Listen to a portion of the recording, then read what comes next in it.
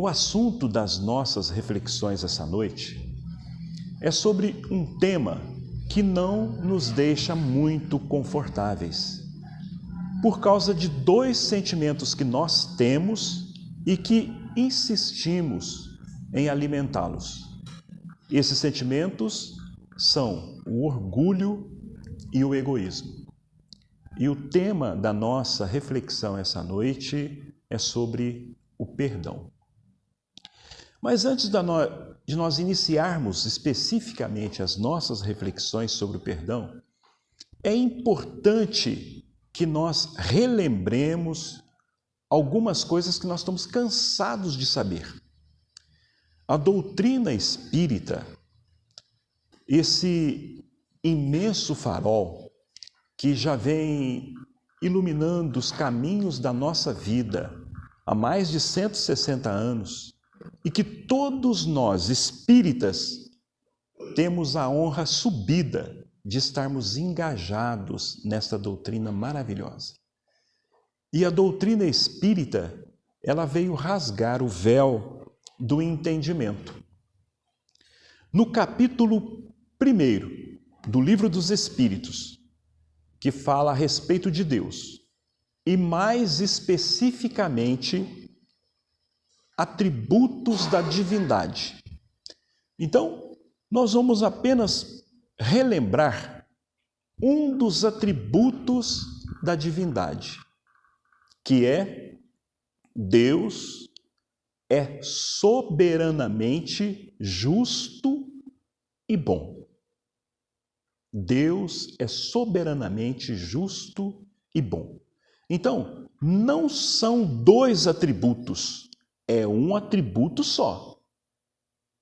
Soberanamente justo e bom. Então, Deus é infinitamente bondade, infinitamente justiça. É bom que a gente lembre disso.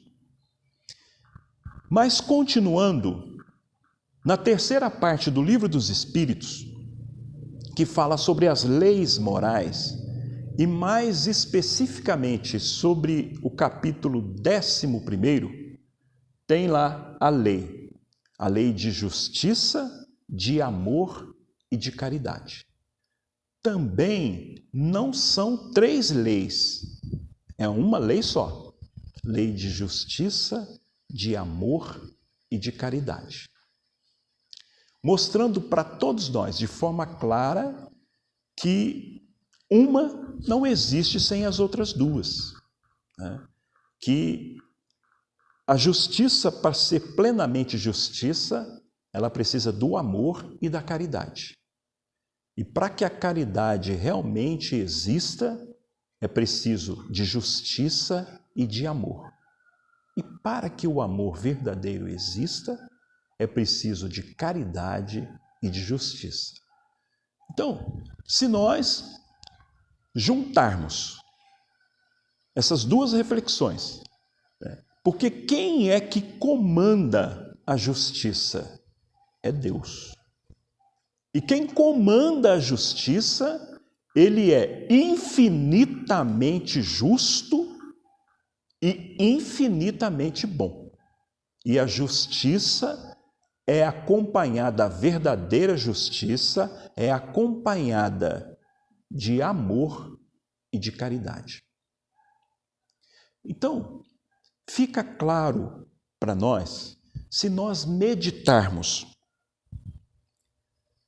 nessas duas reflexões, nós vamos perceber o seguinte: existe muita injustiça no mundo?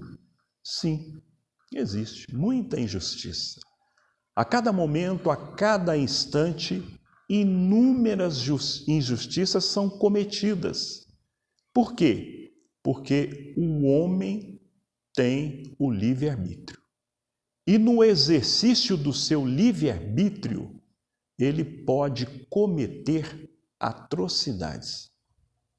Então, injustiça, existe muita injustiça. Mas prestem bem atenção. Não existe e não há nenhum injustiçado na face da terra. Injustiça muito, mas injustiçado ninguém.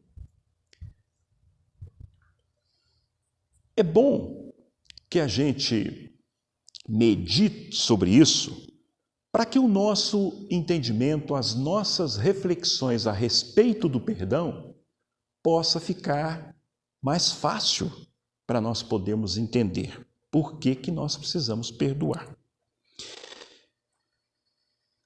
Mas nós vamos aqui relembrar alguns elementos da justiça divina. Por quê? Porque o nosso conceito de justiça, ele é muito mesquinho, ele é pequeno, ele é acanhado. Porque na maioria das vezes nós clamamos, nós bradamos por justiça, mas na verdade, na realidade, o que a gente quer é vingança. Muito bem, a justiça divina. A justiça divina, ela trabalha com elementos que a justiça humana não trabalha. Mas não vamos entrar em detalhe na justiça humana, que o objeto da nossa reflexão, antes de passarmos para o nosso tema, é a justiça divina. A justiça divina, então, ela tem um importante instrumento que se chama o tempo. Então, a justiça divina, ela trabalha com o tempo. E Emmanuel, no livro Recantos de Paz, de psicografia do nosso querido e saudoso Francisco Cândido Xavier, ele traz uma mensagem que se intitula Tempo.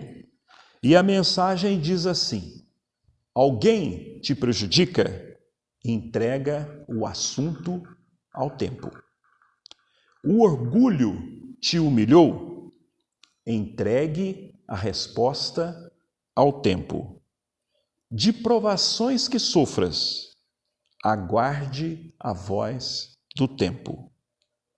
Recordações amargas, confia no tempo. Olha o mundo em que vives. O tempo tudo acerta. Serves, não perca tempo. O tempo é de Deus. E Humberto de Campos vai confirmar que Deus utiliza o tempo e não a violência. Porque a violência, ela dá muito ibope, a violência dá muita propaganda, mas na verdade ela resolve muito pouco ou quase nada. Mas o tempo não. O tempo tudo acerta, o tempo tudo resgata, o tempo tudo corrige. Então, nós olhamos, para as nossas esposas, nós olhamos para os nossos maridos, nós olhamos para os nossos vizinhos, olhamos para o nosso chefe, olhamos para o nosso colega de trabalho, para aquele parente, às vezes difícil. Olha, o tempo tudo acerta, o tempo tudo corrige. Aqueles defeitos que a gente olha nas pessoas e diz assim, olha, é inadmissível, é insuportável. Todos esses defeitos, todas as mazelas humanas têm prazo de validade. Então, o tempo tudo resgata, o tempo tudo corrige, o tempo tudo transforma. O tempo é capaz de transformar o monstro em anjo. E há algumas características importantes sobre o tempo. Se nós voltarmos os nossos pensamentos nos anais da história, e aí a gente vai fazer a seguinte pergunta: aonde está a velha temida e antiga Roma? Nós respondemos: o tempo a transformou em ruínas. Aonde encontrar as civilizações do passado, com todas as suas glórias, com todas as suas pompas? Nós respondemos: o tempo as transformaram em ruínas. Aonde encontrar os poderosos e temidos exércitos? Nós respondemos: o tempo os transformaram em ruínas. Aonde encontrar os generais poderosos, os príncipes, os reis? Todos eles, sem nenhuma exceção, foram obrigados a passarem pelas portas do túmulo. E lá você entrega tudo. Você entrega tudo. Dinheiro, status, prestígio, posição social, escrituras, beleza física, tudo. Nós não levamos nada. Então, todas as riquezas, todas as glórias, elas passam com uma velocidade vertiginosa. A única coisa que permanece é aquilo que nós construímos portas adentro do nosso coração. O que nós levaremos é aquilo que nós conseguimos construir com dignidade dentro de nós. Então o tempo tudo corrige, o tempo tudo acerta, porque todo mal, todas as mazelas têm o seu prazo de validade, porque a lei é lei do progresso. A lei do progresso é uma lei natural. Você acredite ou não, você fique feliz ou não,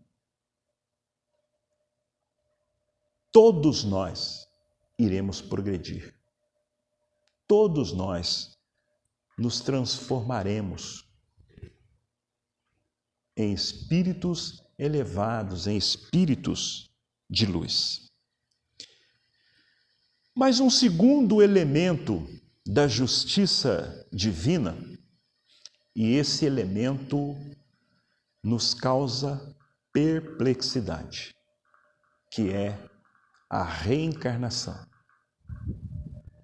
Imaginem vocês, você rouba tudo de alguém, deixando aquela pessoa numa situação delicada, complicada. Rouba tudo que ela tem. Numa outra reencarnação, você vem e constrói um patrimônio com o seu trabalho, com dignidade, com o suor do seu rosto. E no auge do seu sucesso, das suas conquistas, da sua força física, você desencarna e deixa tudo. Adivinhe para quem? Para aquele de quem um dia você tirou. É da lei. Você tirou, você devolve. Você tirou, você restabelece. Imagine que você estabeleceu um relacionamento com alguém e você, neste relacionamento, no início, você deixou parecer uma coisa que você não era. Você foi obrigado a fazer isso? Não, mas você fez. Você faz promessas. Alguém te obrigou a fazer promessas? Não, mas você fez. Você faz planos. Você era obrigado a fazer planos? Não. De repente você rompe aquele relacionamento, deixando aquela criatura no mais terrível desconforto. E como ela não tem estrutura, ela se desorganiza completamente, ela não suporta, se desajusta física e espiritualmente. E numa outra reencarnação, adivinhe quem você vai receber no seio da sua família? Aquele espírito com toda a dificuldade, todo desajustado emocionalmente e espiritualmente. Porque é da lei. Você tirou e você restabelece. Você roubou e você devolve. Então, tempo e reencarnação, instrumentos sublimes da justiça divina trabalhando para que o bem-estar de todos se consolide, para que o bem geral se restabeleça. Certa vez, você falando que eu gosto de contar uma história, né? Mas havia um senhor que ele fazia parte do grupo do Chico. E ele era colega de profissão, ele também era contador. E um dia entraram no escritório dele e levaram tudo o que eles podiam. Impressora, calculadora, máquina. Naquele tempo tinha máquina de escrever, né? Máquina de escrever, tudo. E o que eles não conseguiram levar, eles destruíram. Então aquele senhor chegou no escritório de manhã, ele ficou chateado, ficou arrasado. E é completamente compreensível. E aquele dia era dia de reunião no centro. Ele não deixou de ir na reunião. Mas chegou lá, tristonho, de cabeça baixa, e o Chico, percebendo, foi e deu um abraço nele. Abraçou e perguntou para ele o que foi. Ele falou: Chico, e contou o que havia acontecido. Aí o Chico abraçou-o novamente por alguns segundos, como se estivesse fazendo uma prece, e aquele senhor realmente experimentou uma sensação agradável, sentiu tirar aquele peso do coração. E o Chico olhou para ele e disse apenas uma frase, apenas uma: "Oh, meu filho, é tão bom devolver, é tão bom devolver." É a justiça divina que é para todos nós colocadas com amor, com bondade e com caridade. E é por isso que todos nós não estamos aqui só para resgatar. Porque muitas pessoas dizem assim: eu estou resgatando porque eu estou sofrendo muito. Mas não basta resgatar. É preciso aprendermos a escolher. Porque o outro elemento da justiça é nos ensinar a escolher. É nos ensinar a fazermos novas escolhas. Porque a maioria de nós que estamos encarnados na Terra Nós estamos repetindo os mesmos erros há 5, 10, 15, 20 reencarnações. Repetindo os mesmos erros, não com as mesmas pessoas.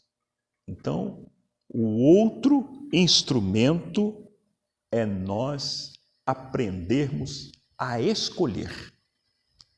E é por isso que a justiça divina e a doutrina espírita não vem falar para nós de castigo, mas vem falar para nós de responsabilidade.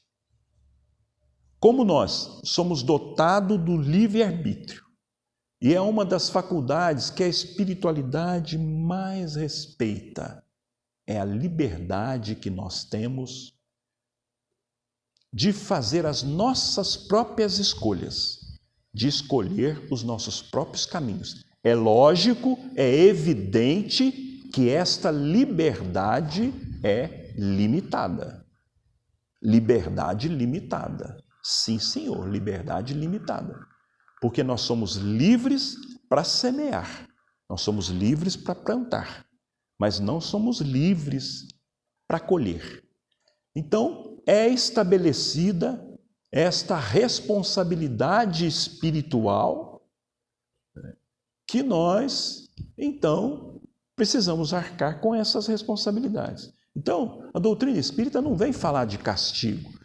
Por quê? Porque o castigo ela é uma medida pedagógica que hoje já quase não é mais usada.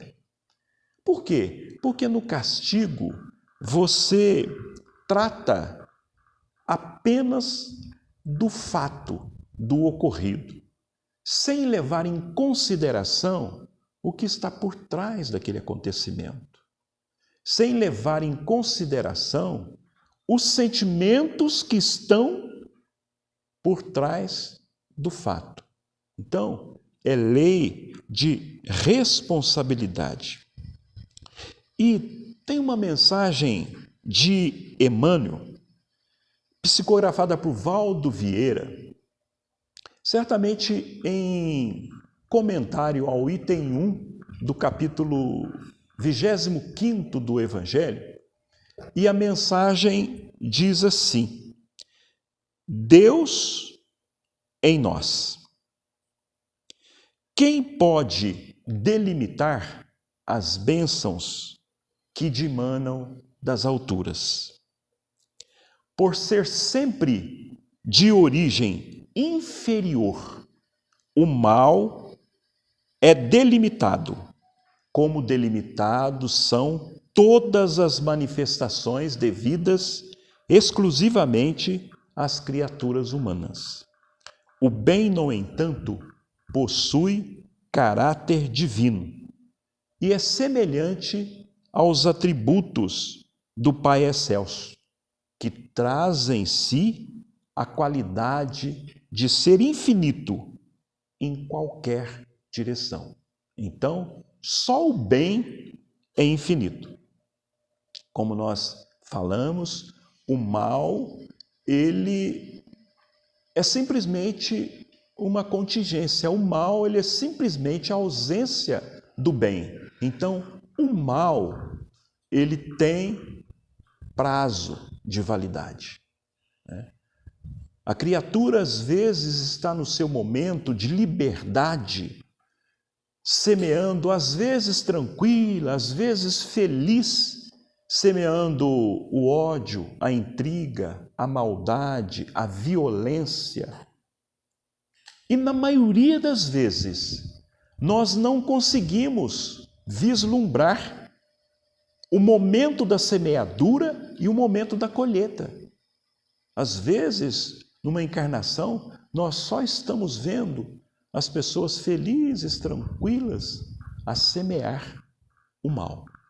Outras vezes, nós não vemos a pessoa semear, mas às vezes ela está, naquele momento, na sua colheita difícil e dolorosa. E muitas vezes a gente ouve assim: ah, o fulano não merecia aquilo que ele está passando.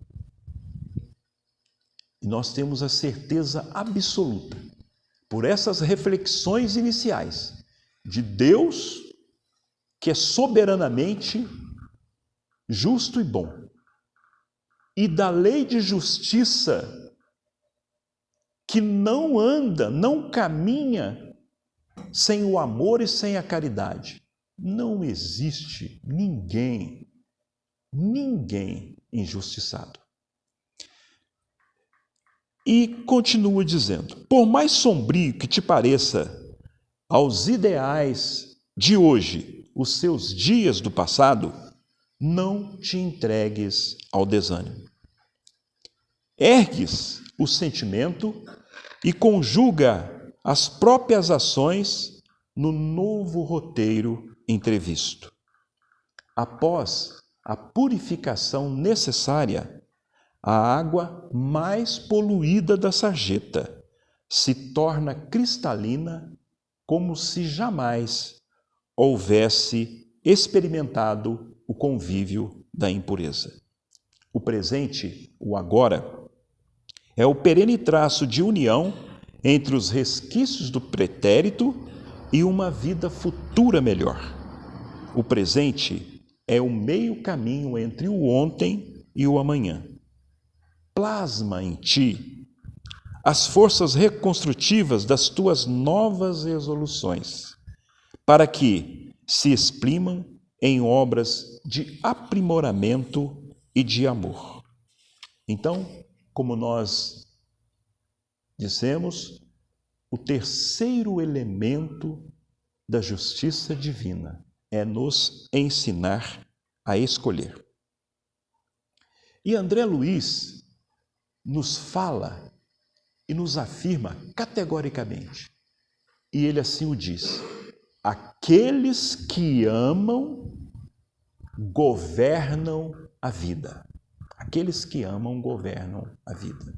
Então, os nossos destinos são regidos por aqueles que amam.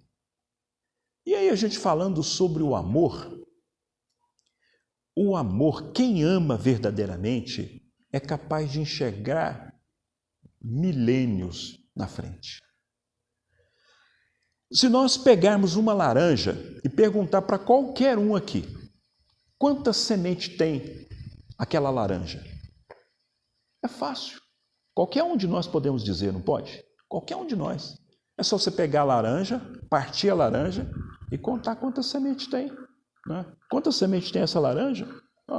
Tem 20, tem 30 sementes. Todos nós podemos fazer isso, não podemos? Mas qual de nós, que é capaz de pegar uma semente e dizer quantas laranjas tem dentro daquela semente? Nós não sabemos. Mas quem ama sabe, porque quem ama é capaz de enxergar o fruto dentro da semente. Nós não sabemos, mas aqueles que amam realmente sabem o que estão fazendo. E é muitas vezes no ambiente doméstico, no ambiente do nosso lar, que nós somos chamados, que nós somos convocados a diluir no amor os laços de ódio. Porque existe um ditado jurídico proveniente do direito humano que diz assim: não importa o quanto você suba, a lei sempre estará acima de você. Não importa o quanto você suba, a lei sempre estará acima de você.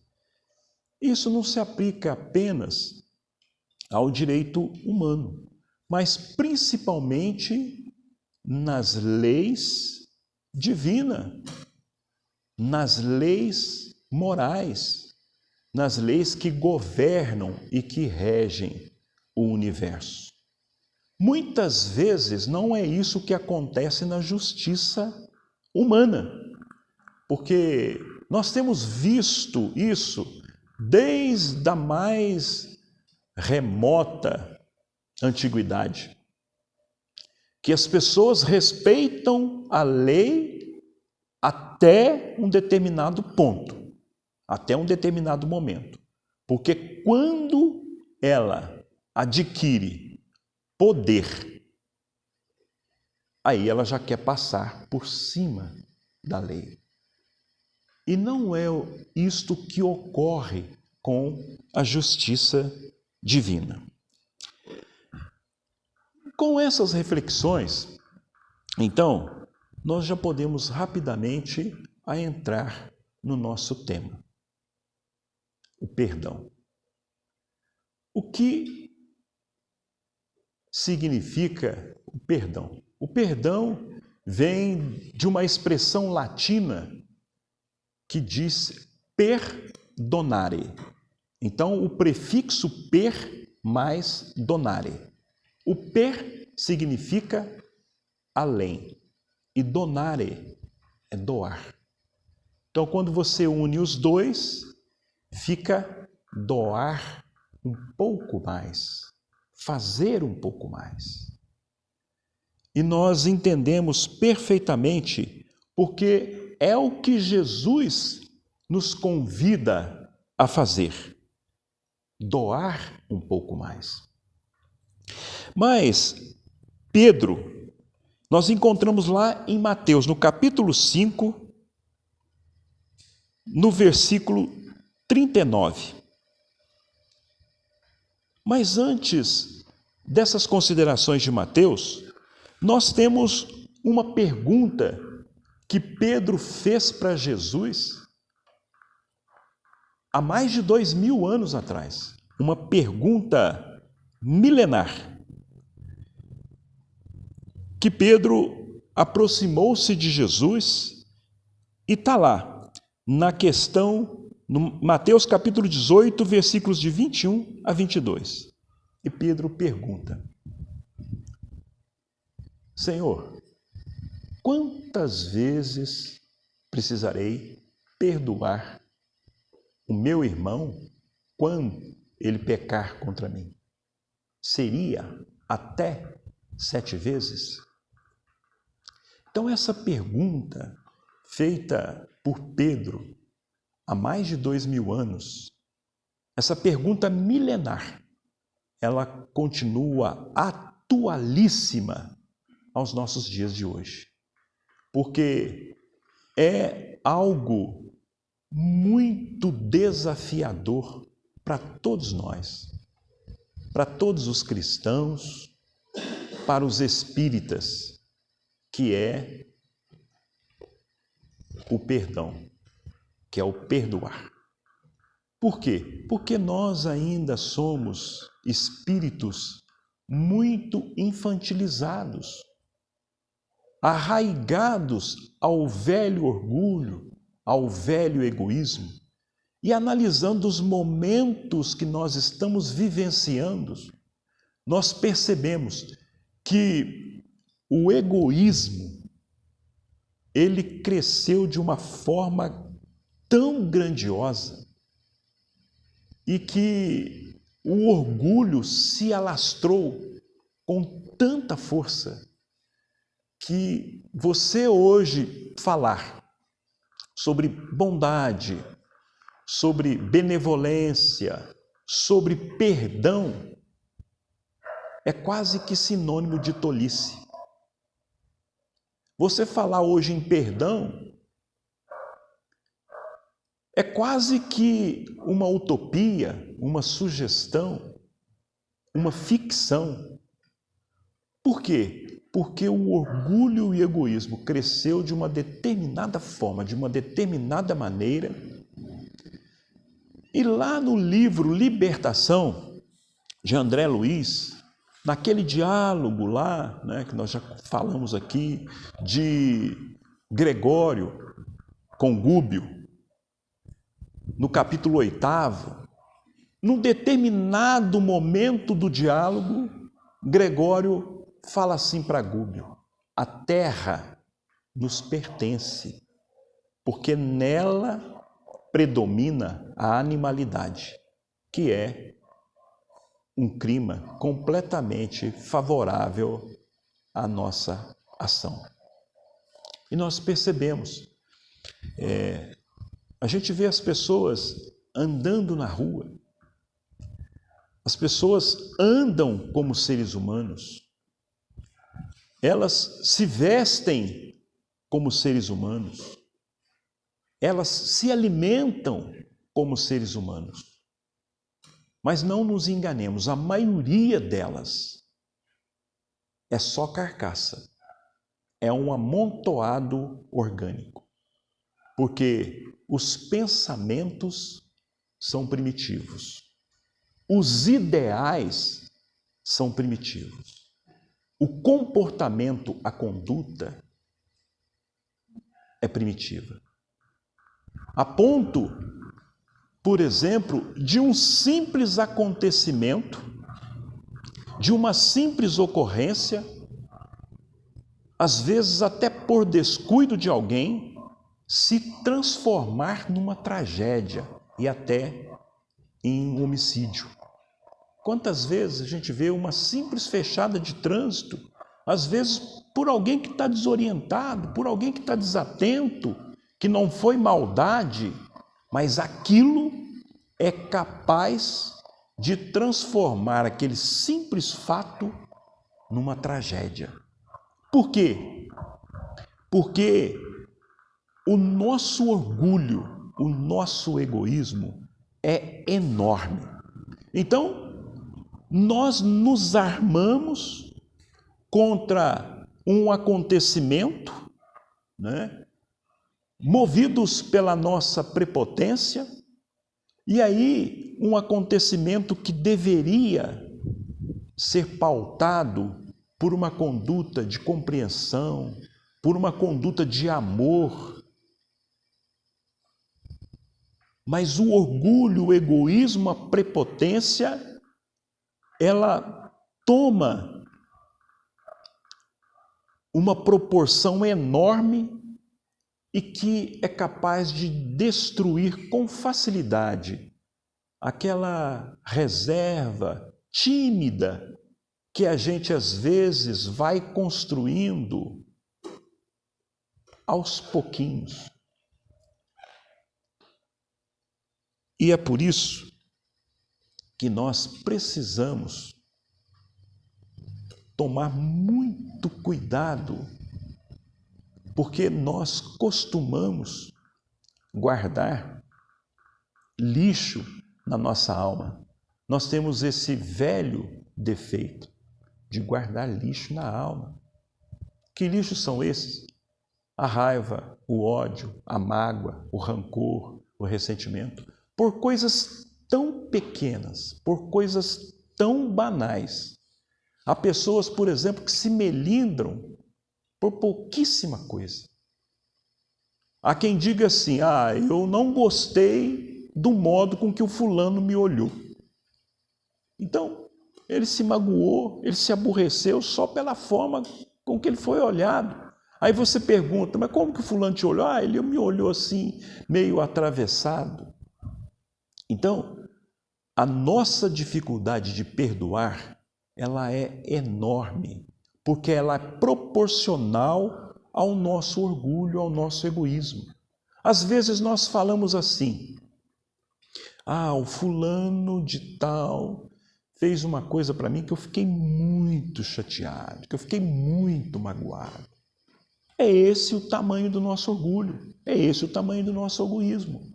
Ele é proporcional à mágoa que nós sentimos. Então, você sentiu muita mágoa, é esse o tamanho do orgulho, é esse o tamanho do egoísmo. Quando nós lemos, há muito tempo atrás que nós lemos o livro Paulo e Estevão, nós ficamos maravilhados com a coragem, com a bravura, o trabalho daquele doutor da lei.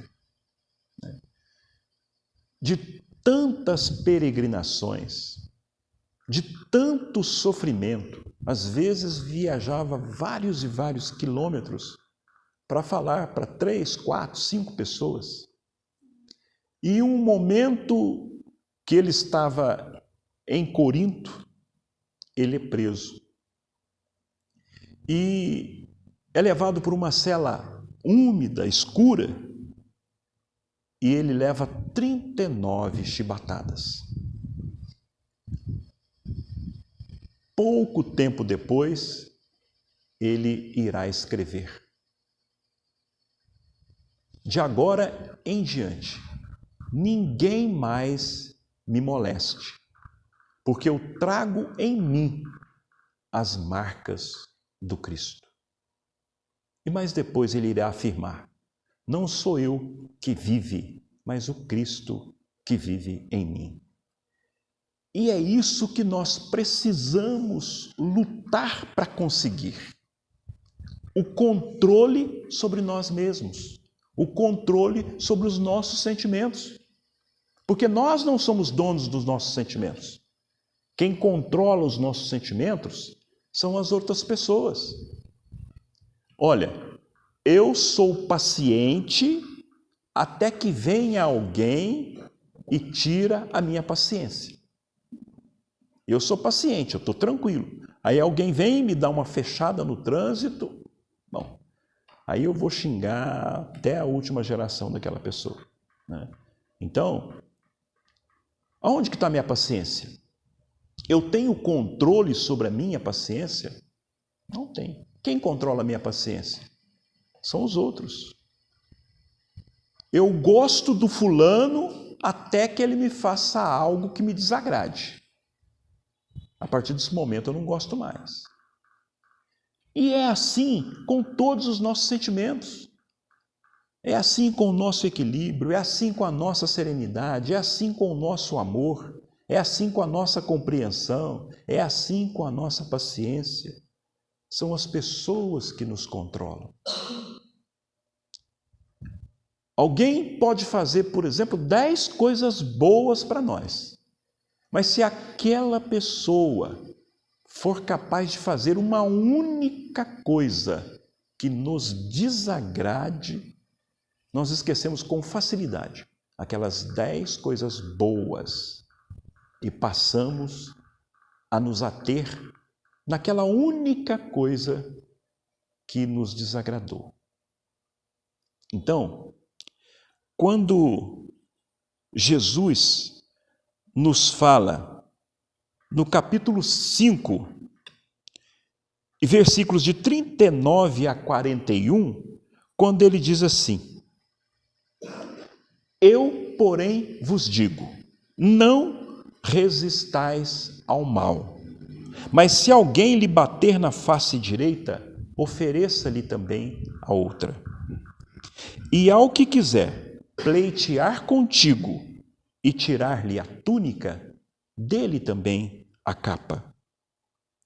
E se qualquer te obrigar a caminhar 1 milha, vá com ele 2. O conceito de perdão, do perdonare, do doar um pouco mais, do dar além. E nós percebemos que o evangelista Mateus, ele entendeu perfeitamente isso, porque ele se dizia sentir um servo infiel por ter feito somente aquilo que era do seu dever. Mas uma coisa muito importante para todos nós, já que sabemos que nada que acontece com a gente é injustiça. Então, se eu recebi algo desagradável de alguém, com certeza absoluta, é aquilo que eu mereço. E ainda acrescido de dose de caridade e de amor, diferente do nosso conceito. Porque o que a gente quer, o que a gente gostaria na maioria das vezes, é que aquele fulano fosse prejudicado um pouquinho mais do que ele nos fez sofrer. É isso que na maioria das vezes a gente deseja. Mas Jesus nos fala né? Do perdonar, do doar um pouco mais. Mas o mais importante é que a gente se conscientize de que o perdão não é para o outro. Perdão não é para o outro. O perdão é para nós. Nós precisamos perdoar, não é pelo outro, é por nós. Por quê? Porque o outro, independente do seu perdão ou não, ele vai ter que se ajustar com as leis divinas. Porque ele ainda vai carregar o peso do erro. Mas o perdão é para nós. Sabe por quê? Porque a nossa estrutura espiritual não foi construída para nós alimentarmos esse tipo de sentimento. Nós não temos estrutura para guardar em nós mágoa, ódio, raiva, rancor e ressentimento. E todas as vezes que nós insistirmos nisso, nós vamos nos adoecermos, nós vamos ser infelizes. Emmanuel chegou para Chico um dia e diz assim para o Chico,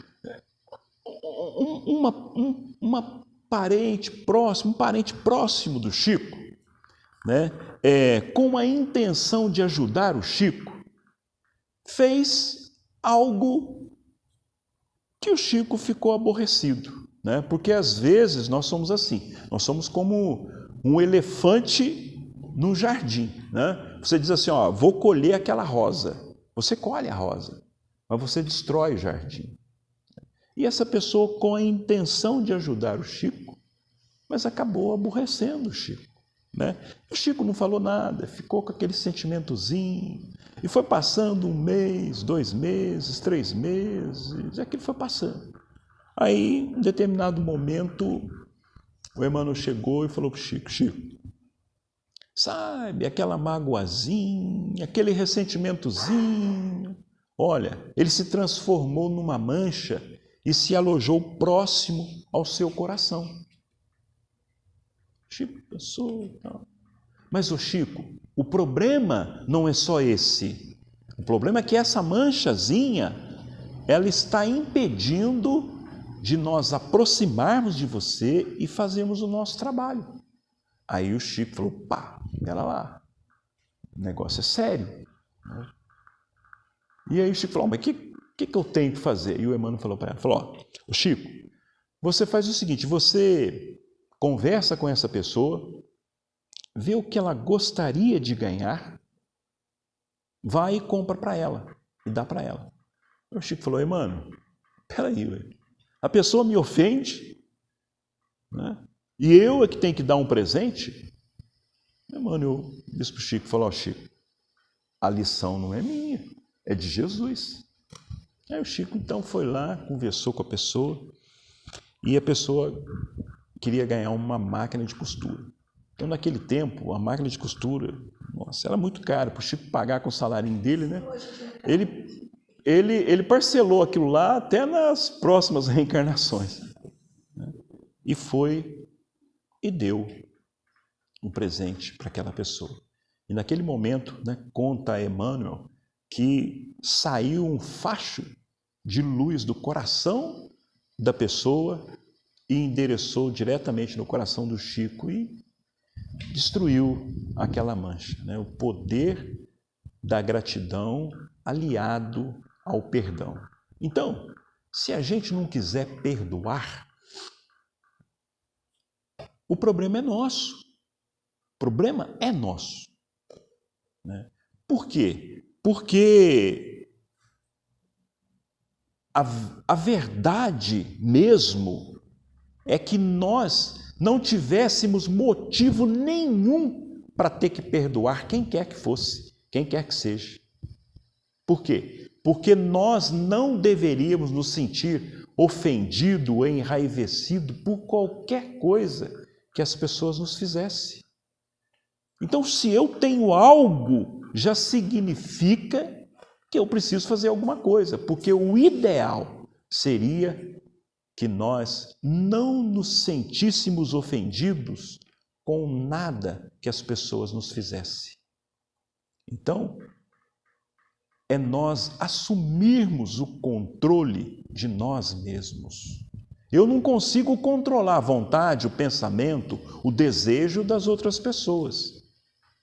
Mas a minha vontade, o meu desejo, é extremamente difícil.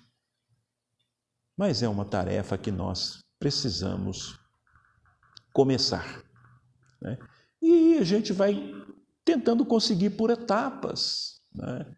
É lógico, é evidente, o próprio Paulo já nos dizia, olha, não permitas que a tua raiva perdure até que o sol se ponha.